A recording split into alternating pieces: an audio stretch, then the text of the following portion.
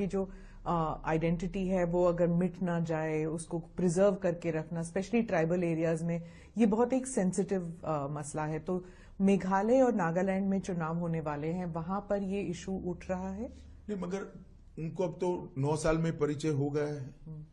Media जो हमारे लिए अफवाहें फैलाता था कि हम आएंगे तो आपकी आइडेंटिटी चली जाएगी, आपकी भाषाएं चली जाएगी, उल्टा मोदी जी के आने के बाद लोकल लैंग्वेजेस और स्ट्रेंथी हो गई और मजबूत हो गई।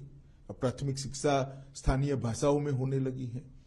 और इतना ही नहीं, कई सारी बोलियां, जैसे मणिपुरी है, जैसे यहाँ की बोली है, त्रिपुरा की, कई सारी बोलियों में भी शिक्षा का प्रचार प्रसार बढ़ने लगा है। बोडोलैंड में भी उनकी भाषा में प्राथमिक शिक्षा होने लगी है। तो उनकी आइडेंटिटी को और मुखर कर मजबूत करने का काम भारतीय जनता पार्टी की सरकार ने किया। एक भी राष्ट्रीय पर्व ऐसा नहीं है जिसमें नॉर्थ ईस्ट के कलाकारों ने दिल्ली के प्लेटफॉर्म पर परफॉर्म नहीं किया है। उनके लिए देश भर के अंदर स्वीकृति बढ़ी है।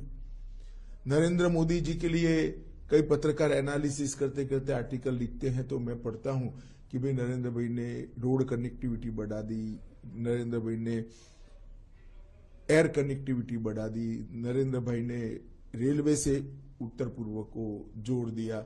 ये तो किया ही है प्रधानमंत्री जी ने, मगर प्रधानमंत्री जी ने सबसे बड़ा काम अगर किया है तो उत्तर पूर्व और बाकी के भारत के हिस्सों के बीच में जो मन की दूरी थी उसको समाप्त कर दिया है। आज उत्तर पूर्व के लोगों को मन से लगता है कि भारत के बाकी हिस्सों में हमारा सम्मान है, यहां भारत के लोगों का सम्मान